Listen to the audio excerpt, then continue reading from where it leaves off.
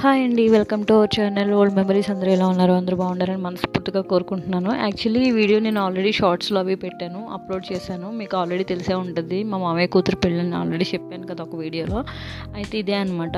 నేను కొన్ని షార్ట్స్లో పెట్టాను అంతే, ఫుల్ వీడియోస్ అయితే పెట్టలేదు. నేను అన్నీ కూడా కవర్ చేయలేదండి, కొంతవరకు నాకు వీలైనంత వరకు కవర్ చేశాను. మీకు ఆల్రెడీ తెలిసిందే పెళ్ళి అంటే ఎలా ఉంటుంది, మంచి హడావడి, చుట్టాలు, ఇల్లంతా ఖాళీ లేకుండా ఉంటుంది కదా. సో అందుకే నేను కవర్ చేయలేకపోయాను అన్నీని. అయినంత మట్టికి కవర్ చేశాను. కవర్ చేసిన వీడియోస్ నేను మీకు పెట్టి చూపిస్తున్నాను అనమాట. అది కాకుండా ఫోన్ కూడా నా దగ్గర లేదండి. యాక్చువల్లీ అందరి దగ్గరికి వెళ్ళిపోతూనే ఉంది, చేతులు మారుతూనే ఉంది ఫోను. ఏదో ఒక పని పట్టడం, వేరే వాళ్ళకి చేతికి ఫోన్ ఇవ్వడం, వాళ్ళు మళ్ళీ మిస్ అయిపోవడం, అలా అయింది.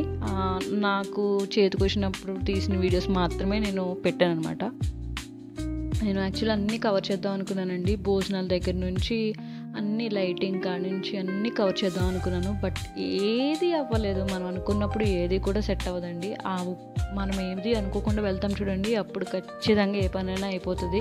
మనం పర్టికులర్గా ఈ పని చేద్దామని అనుకుంటాం కదా, అప్పుడు సచ్చినా అవ్వదనమాట. అదేంటో నాకు అస్సలు అర్థం కాదు. వీడియో అయితే ఏదో కొంచెం తీసాను కాబట్టి మీకు చూపించాలని నేను ఈ క్లిక్స్ కూడా యాడ్ చేసి పెట్టాను అంతే. పెళ్ళి అయితే మాత్రం మస్తు ఎంజాయ్ చేసామండి మేమందరం. చాలా బాగా జరిగింది పెళ్ళి.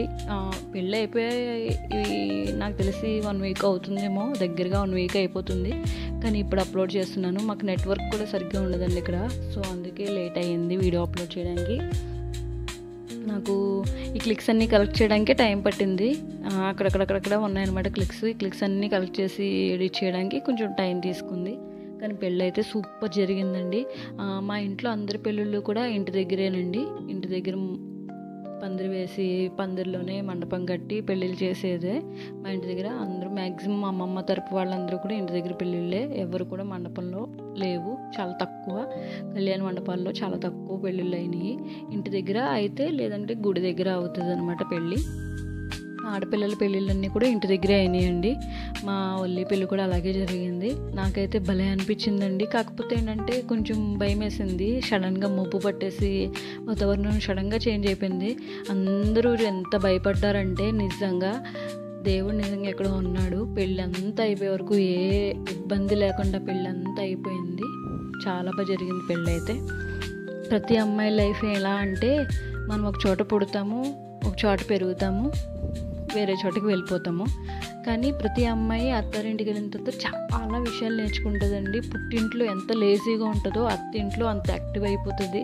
పుట్టింట్లో ఏం నేర్చుకోకూడదు, నాకెందుకు అని అనుకుంటుందో అత్తింట్లో అన్నీ నేర్చుకుంటుంది. పనుల నుంచి ఎవరితో ఎలా మాట్లాడాలి, ఎవరితో ఎలా ప్రవర్తించాలి, ఎక్కడ ఎలా ఉండాలి, ఎక్కడ ఏ డ్రెస్ వేసుకోవాలి, ఏ చోటుకి వెళ్ళినప్పుడు ఏ శారీస్ కట్టుకోవాలని, ప్రతిదీ డ్రెస్ సెన్స్ కానీ అన్నీ మారిపోతాయండి అత్తగారింటికి వెళ్ళేటప్పటికి. ఎక్కడ లేని పేషెన్సీ కూడా వచ్చేస్తుంది అమ్మాయిలకి. అంత సహనం పెరిగిపోద్ది అనమాట. పుట్టింట్లో అమ్మ మీద నాన్న మీద అరిచినట్టు అత్తగారింట్లో అరవలేము. అంతా మారిపోద్దండి. కొత్త మనుషులు, కొత్త ప్రపంచం, కొత్త లోకం కింద అయిపోతుంది అంతా. ప్రతి అమ్మాయి సిచ్యువేషన్ ఇదే. ఆడపిల్లలకి ఎందుకు ఇలా అని నాకు అప్పుడప్పుడు డౌట్ వస్తుంటుంది. ఏమో చెప్పలేం. కానీ మన లైఫ్లో మనకి మంచిగా చూసుకునే పార్ట్నర్ వస్తే మాత్రం అది ఇక్కడున్న అడవుల్లో ఉన్న స్వర్గంలో ఉన్నట్టే ఉంటుందండి. నేను మాత్రం ఇది కన్ఫామ్గా చెప్పగలను. మన లైఫ్ పార్ట్నర్ మనల్ని అర్థం చేసుకునే మనిషి అయ్యి ఉంటే మనం ఎక్కడైనా బ్రతకగలమండి.